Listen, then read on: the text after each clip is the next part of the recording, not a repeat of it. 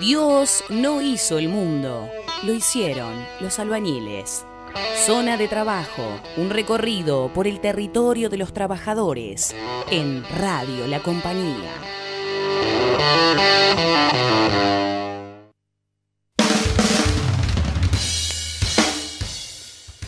Seguimos en Zona de Trabajo. Me olvidé de decirles anteriormente, si nos quieren dejar algún mensaje, si nos quieren llamar, lo pueden hacer por el WhatsApp 2494-312015 o al teléfono fijo 422-0884.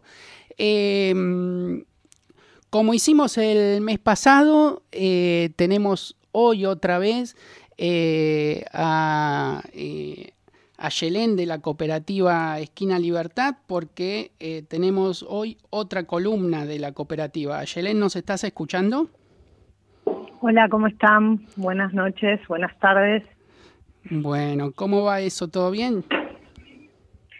Sí, bien, todo bien. Acá seguimos a la distancia trabajando y pensando qué traíamos para la columna de hoy. ¿Y qué nos traen para la columna de hoy?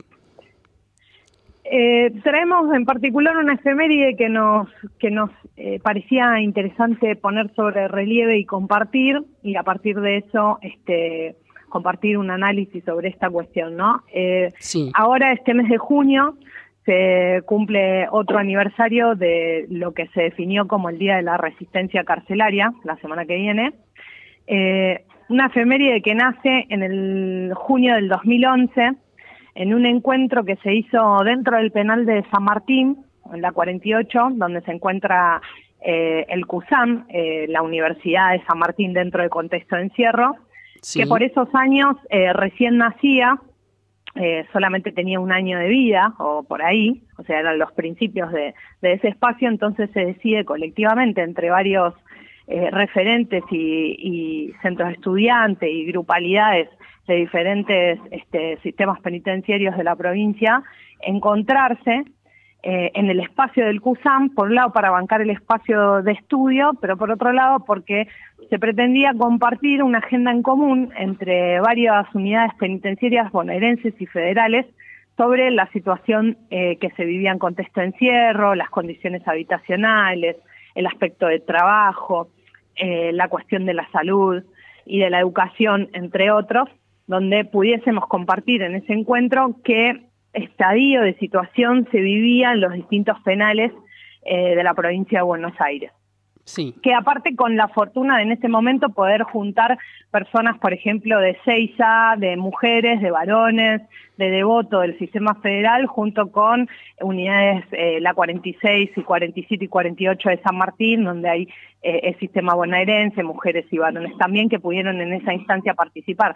Cosas que no pasaron siempre y que después no se volvieron a dar, y que tuvimos la fortuna en ese momento con la COPE de participar de ese encuentro, donde pudimos poner en común las paupérrimas condiciones en las que se vivían los distintos penales, que no en todos los lugares se daban las condiciones de igual manera, aunque en todos los penales se vivía mal, y también poner en común qué puntos en común había de reclamo sobre las condiciones y los derechos humanos en contexto, y qué particularidades también se daban en cada penal, por ejemplo, en el caso de las mujeres en la unidad 4, que bueno, tenían también o ponían sobre relieve cuestiones de salud, el aspecto de género con el que, digamos, se administraba la división del trabajo, algo que la columna pasada también trajimos, o sea, sí, pasaron los años y eso no se modificó.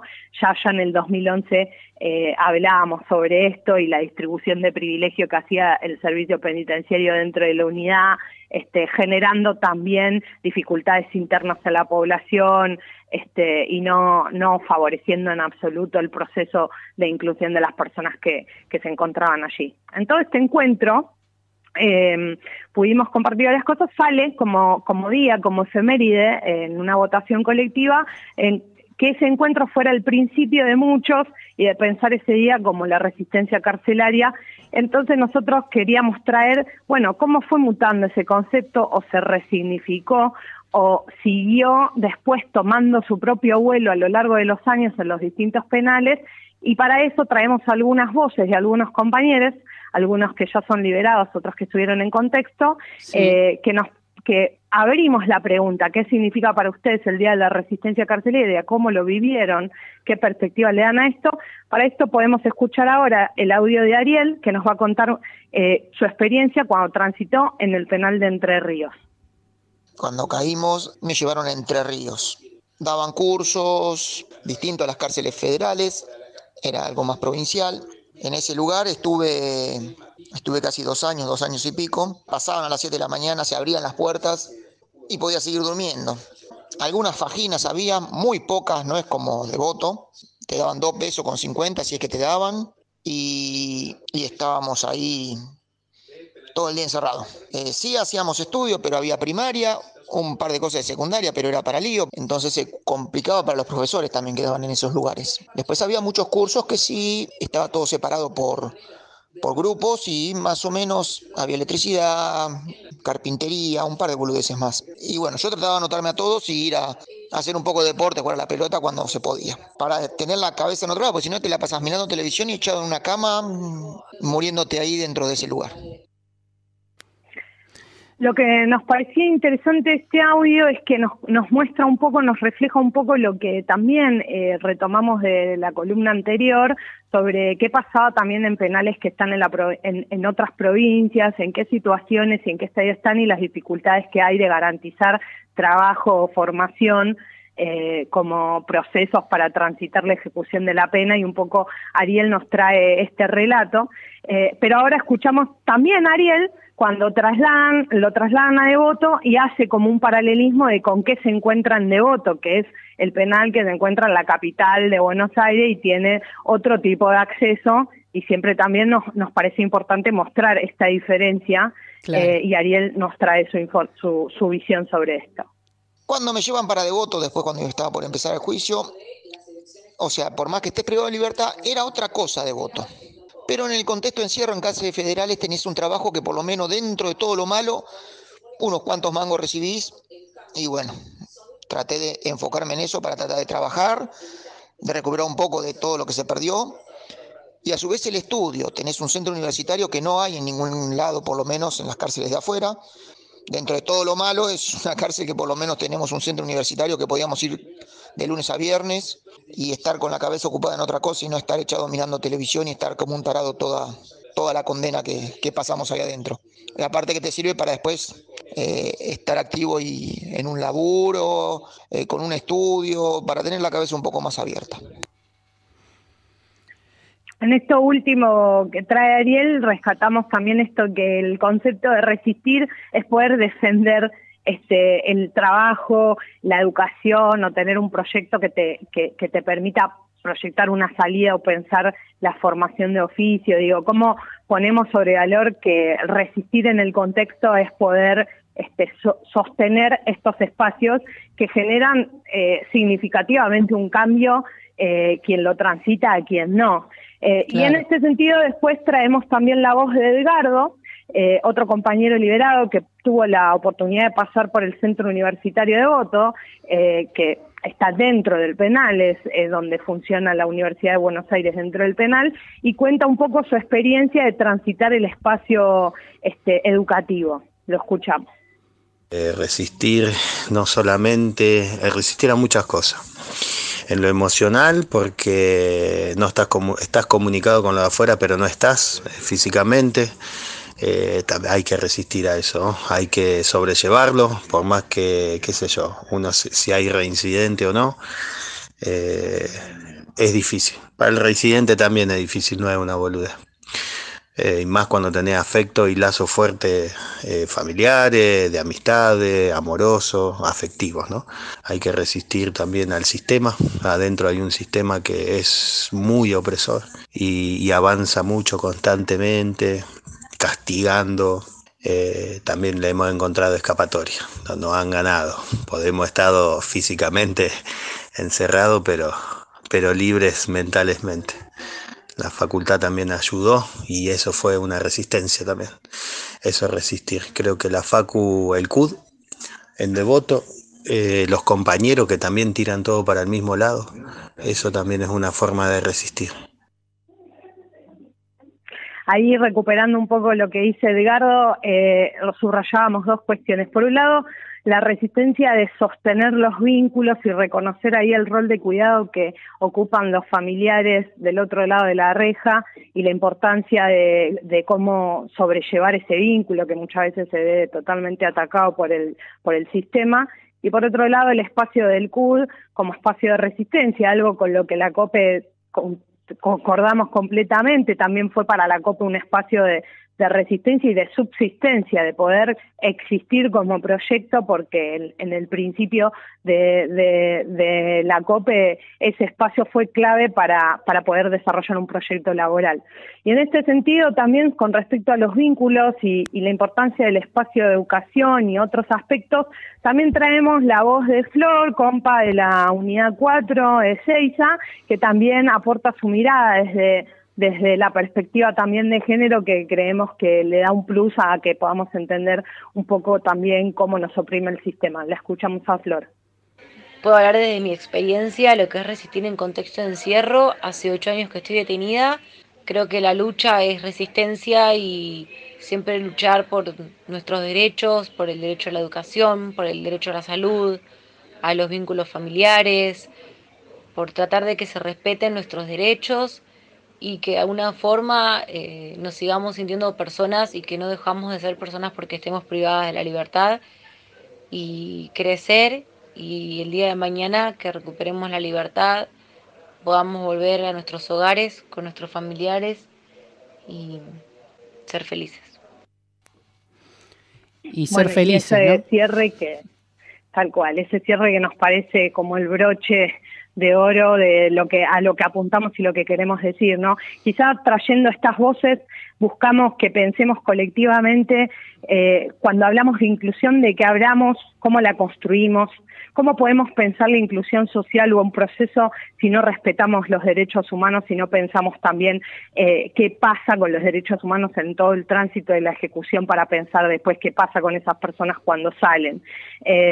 Entender también ahí todos los aspectos, en todos los casos hablan de educación, de salud, de trabajo, de vínculos, digo, sí, de que es necesariamente pensar y poner el foco sobre esos ejes para construir una verdadera inclusión en una sociedad que en realidad en muchos casos nunca te incluyó, y esos aspectos no estuvieron contenidos ni siquiera antes de caer en contexto de encierro, ¿no? Y parte de eso es como lo que allá en el 2011 nos pusimos en algún momento a reflexionar colectivamente, y nos damos cuenta hoy que todavía tenemos un montón de deudas pendientes con respecto a eso, que quizá en ese momento, el 2011, nos incentivó, nos motorizó a seguir construyendo proyectos colectivos en distintos territorios, en distintas unidades, que pudieran pensar, respetando los derechos humanos, pensando una proyección de salida, y reivindicando, y es lo que dejamos quizá a partir de esta efeméride, de esta fecha que traemos hoy, de poder reivindicar todas esas pequeñas experiencias de resistencia que a veces se ven aisladas, chiquitas, luchando contra viento y marea para sobrevivir, y que son lo que hace la diferencia, lo que muestra que después realmente se puedan generar herramientas que construyan inclusión social, laboral, y que nos invite a pensar cuáles son las herramientas que utilizamos o que pensamos construir para favorecer esa inclusión, ¿no? Sí. Que es un poco lo contrario a lo que después termina pasando en el sistema como el que conocemos hoy a nivel general, y que quizá en esta efeméride podemos recuperar un poco estas experiencias, compartirlas con todos quienes nos estén escuchando, y bienvenida a las reflexiones colectivas que nos invite esto que trajimos hoy. Aye, una cosa primero, ¿cuándo es exactamente el Día de la Resistencia Carcelaria? Exactamente en una semana, la semana que viene es la fecha que quedó como fecha de la efeméride allá en el 2011, y por eso durante toda esta semana vamos a estar como invitando y generando materiales que un poco recuperen el porqué de esto. Tal cual. Decinos, para los que están escuchando y quieren ir viendo qué es lo que van a ir subiendo y compartiendo en la COPE, ¿dónde pueden ver todos esos materiales? Si quieren conocer un poco más, ampliar un poco de lo que hoy compartimos, pueden seguirnos en Instagram o en Facebook en COPE Esquina Libertad, también en la web esquinalibertad.coop.ar y en Twitter Libertad de Esquina. Buenísimo. Me quedé pensando cuando te escuchaba a vos, cuando escuchaba a los compañeros, a la compañera que está del otro lado de la reja, que realmente es también es un resistir al tiempo ahí, ¿no? Digo, hay algo de la necesidad de pasar tiempo con otras personas, de encontrar nuevos caminos en la vida, por así decirlo, que realmente se debe hacer imperioso ahí adentro. Tal cual como decís, y creo que esto, poner sobre valor la importancia de que como organizaciones, como sociedad civil, rompamos un poco esto del muro y de aislarnos y de alejarnos, intervenir, acercarnos, conocer, es lo que también hace que haya otras posibilidades y se construyan oportunidades y ventanas en contextos que quedan totalmente aislados, con una lógica que no desarrolla la inclusión de las personas, y creo que cada vez que entran talleres, propuestas de educación, de formación de oficio, hay un montón de personas que están esperando eso, digo, y marcando ahí la diferencia que también se notaba en los audios, ¿no? Obviamente somos muy conscientes que no es lo mismo un penal acá en la capital de Buenos Aires que un penal en Entre Ríos, que un penal en la provincia de Buenos Aires, que un penal en Neuquén, claro, digamos, y el acceso que hay a determinadas capacitaciones, espacios educativos, no en todos los lugares hay espacios de educación, no en todos los lugares hay taller de oficio, no en todos los lugares tenés la posibilidad de gestionar un trabajo simplemente, como hablábamos la vez pasada, porque te lo obliga la ejecución de la pena, pero no te lo garantiza. Entonces, compartir un poco estas experiencias es también traer a la reflexión de cuáles son las herramientas que terminan generando un verdadero cambio, y un cambio en la vida de un montón de personas y de todo un universo de sus familias también. Y eso es lo que hace que después también, cuando pensamos la política de la afuera y se habla tanto de la política de seguridad, ¿a qué nos estamos refiriendo? Digo, si no construimos herramientas de inclusión, si no construimos estrategias de inclusión productiva, si no generamos espacios de formación educativa, ¿cómo lo vamos a generar esto? Entonces, esto es invitarnos en este sentido y, por otro lado, recordar también que las personas están privadas de la libertad ambulatoria, pero no de los derechos humanos, claro, no del derecho a la salud, a la educación, al trabajo.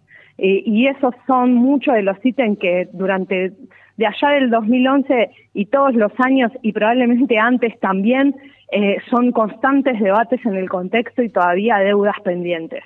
Y muchas veces más complejo, porque lo vemos en la calle, lo vivimos la crisis, de igual manera impacta ahí, y el punto es parte de nuestra sociedad, tenemos que pensar cómo trabajar esto para construir una sociedad más justa, más inclusiva, que entienda la diversidad.